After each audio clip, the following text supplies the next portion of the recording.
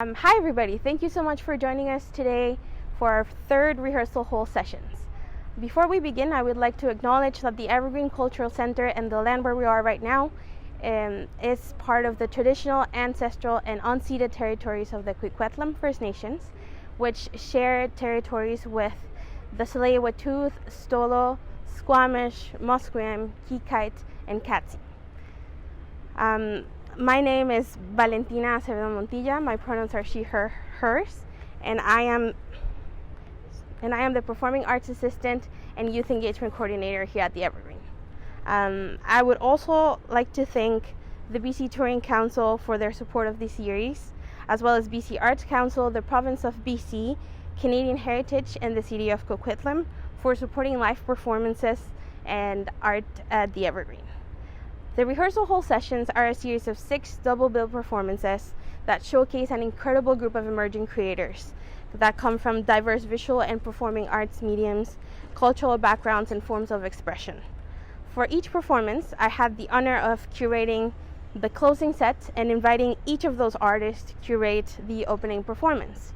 For this performance, however, I had the honor of curating the 2 curators of the show, which are SELINA BOAN and Emily Dundas Oak, who curated an amazing lineup of 4 Indigenous poets, readers, who will be sharing their work with us over the next 4 videos, plus 1 little interview that I did with both curators. Thank you so much for tuning in. Hello everybody, thank you so much for joining us today. My name is Valentina Acevedo Montilla, and I am very excited to be joined by Emily, one of the curators of our upcoming rehearsal hall sessions, which will be a wonderful day, night, or whenever you're joining us, of storytelling by 4 great emerging artists. Thanks everybody. Hi, thank you Valentina for the introduction. My name is Emily Dundas Oak. I'm a curator predominantly working on the unceded ancestral territories of the Musqueam, Squamish, and Tsleil-waututh peoples. I myself am Métis, Nehiyaw, and Scottish, and I grew up in sকথwx territory. So I moved here because I wanted to find ways to kind of meet more artistic and creative practices. About 3 years ago I moved here, and since being here I found that the community has been so welcoming, and I'm so excited that it's brought me to be a part of events like this. And I get to do such work with brilliant people like the co-curator SELINA BOAN and the lineup of speakers that we've invited. Thank you so much. I wanted to first ask you a little bit, you've told us what you're doing with your work, and I wanted to see if you had any projects or things that you've been working on recently that you wanted to share. Yeah. Well, I mean, this of course has been really exciting.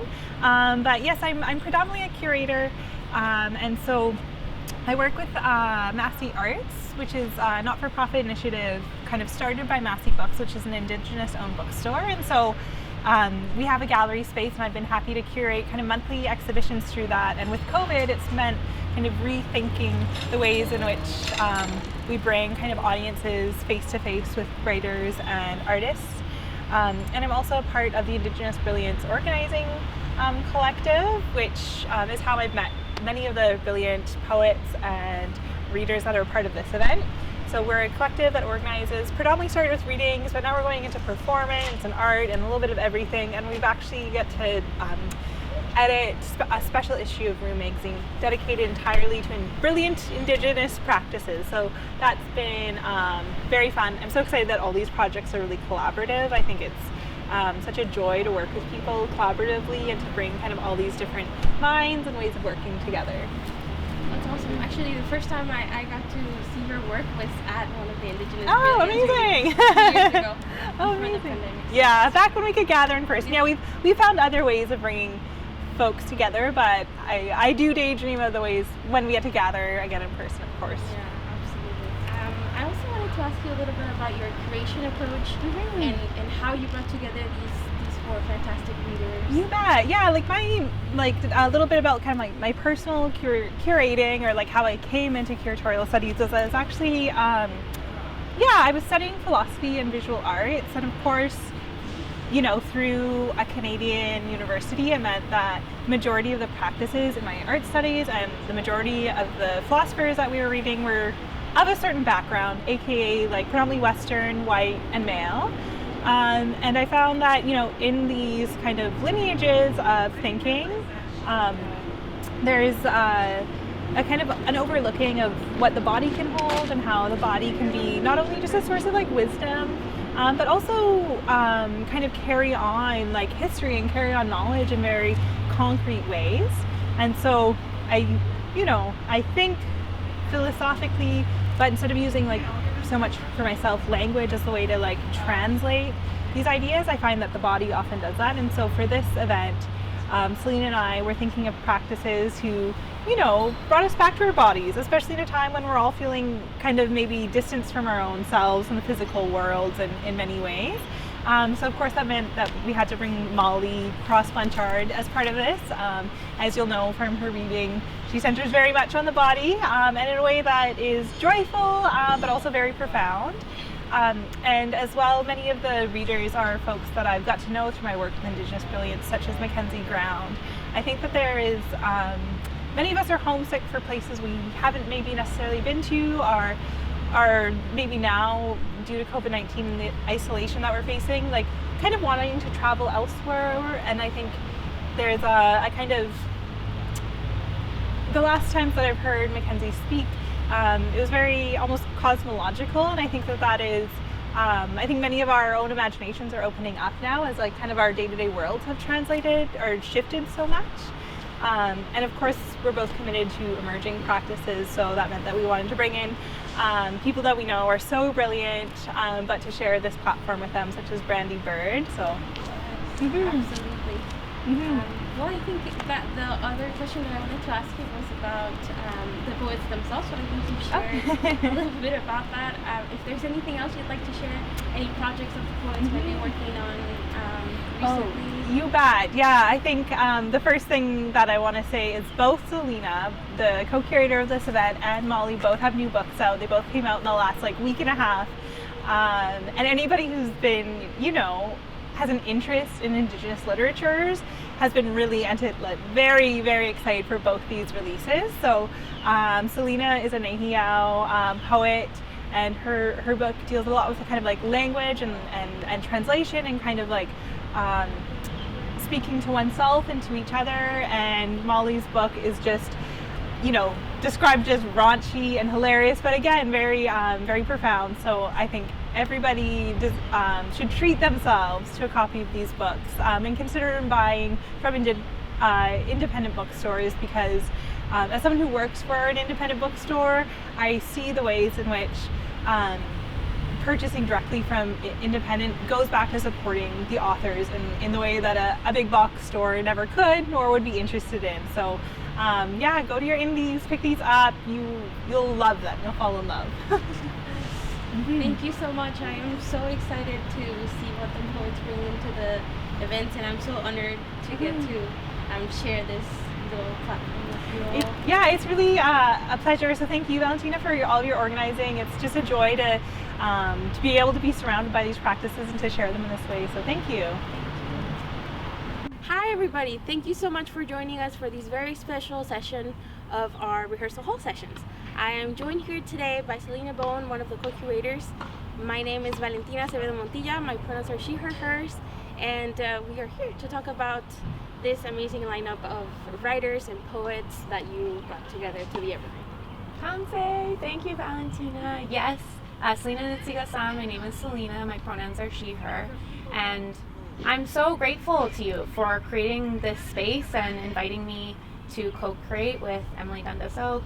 It's been a whirlwind, you know, a lot of, within the pandemic, it can be so challenging to bring people together, and I really felt like so much love from you in terms of making this event happen and keeping everyone feeling safe and held, so that was really lovely. Yeah. Thank you so much. I'm so glad to hear that. That's what we do and what we want to strive for in our work, I think. I want to ask you too if there are any projects or dreams of stuff that you've been working on in the past few months that you wanted to share with us. Yeah, totally. Yes, I actually just released my very first debut poetry collection, which is really, really exciting. Yes, called Undoing Hours. I released it with Nightwood Editions, and it's been a whirlwind. And the reception so far has been so wonderful. I've been honestly like overwhelmed with how supportive everyone has been, and that's been really, really lovely. Yeah, and in terms of like next projects, I am a poet, but I also do write fiction and nonfiction, and so I'm kind of hoping maybe to venture into some other genres. Yeah, that's exciting. Looking forward to that. The next question I wanted to ask you is about the curatorial approach to this wonderful event, and if you can tell us a little bit more about what made you bring these artists to. Yeah, totally. I've been so lucky to get to curate, yes, both, with Emily Dundas Oak, who is such a force in the community. I'm so grateful to the energy and thoughtfulness that she brings to curation, and I feel like, to be honest, I really learned a lot from her during this experience, so that was really lovely. When we were talking about the event, we knew we wanted to have 4 performers that were separate from us, and by separate I mean that we wanted to get as many people sort of involved in the event and paid, because this is such a valuable opportunity, and I thank you so much for paying artists for their work. It's something that doesn't happen enough sometimes, and so that in itself is so valuable. And yeah, so I think it was a lot of it was just very passionate, like thinking about emerging and more established artists that we wanted to bring together. And to be honest, like I feel like we had sort of immediately thought of the wonderful folks that we did end up choosing, and luckily they were able to participate, and I'm so happy about that. That's amazing. Is there anything you want to tell us about the poets? Anything to look forward to? Oh my gosh, I mean, I could probably gush about them forever, honestly. Mackenzie Ground, their work is so incredible. Mackenzie does really interesting things with language as well that I really, really appreciate, and I can remember hearing Mackenzie read for the first time and just being so blown away and being like, oh my gosh, who is this person? I need to hear more work from them. So that's really awesome. Brandy Bird, they have a chapbook out with Rahila's Ghost Press that I recommend you go pick up. It's amazing. It will absolutely floor you. Again, I was gushing about them in my intro, but their work is just, it's like love letters to like queer, two-spirit Indigenous folks. That's what it feels like, and I just think it's poetry. I'm just so excited that their poetry is in the world. And my gosh, it's honestly so hard to condense like what I want to say about everybody. Molly Cross Blanchard we have simultaneously releasing books at the same time, which is really amazing. Her book Exhibitionist is out with Coach House. Please go buy it. It is absolutely amazing. I'm sure, as you'll see or heard from her reading, it's like funny and raunchy and just like the kind of book that I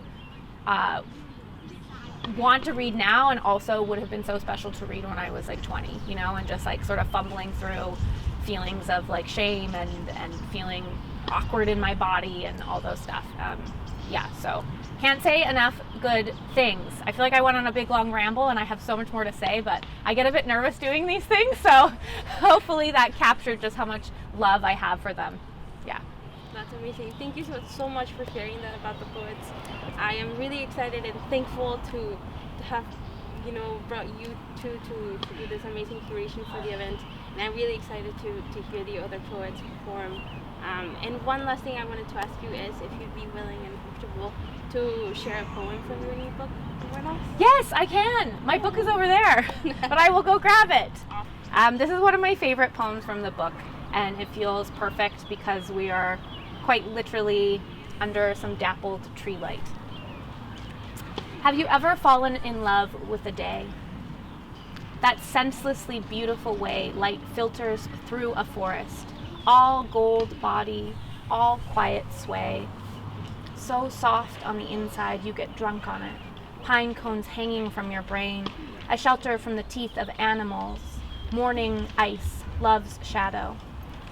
You're learning your language on Twitter, Googling the weather in Nehiyawewin, ta nisi isi sgsmåfek, how is the weather being flung? Copper wires of rain heaved like a body touching itself over this day, drowning all undershirts and sorrow. Most days you hate yourself, play online poker with the currency of Skittles, enter anonymous chat rooms to meet other women. You leave band-aids in the river, dye your roommate's hair with blue gloves on the back porch, leaves starting to brown, the ends of her in your hands. If sadness is a legacy, so is joy, and so peapastio, the sun shines through a hole in the clouds. And in this forest, moss crawls up your legs, tinted with heat, curled like eyelashes under metal. How to be as lovable and dangerous as the sun. How to love like a day. Not endlessly, but with care for every forest or room you touch, every spot there is light. Thank you.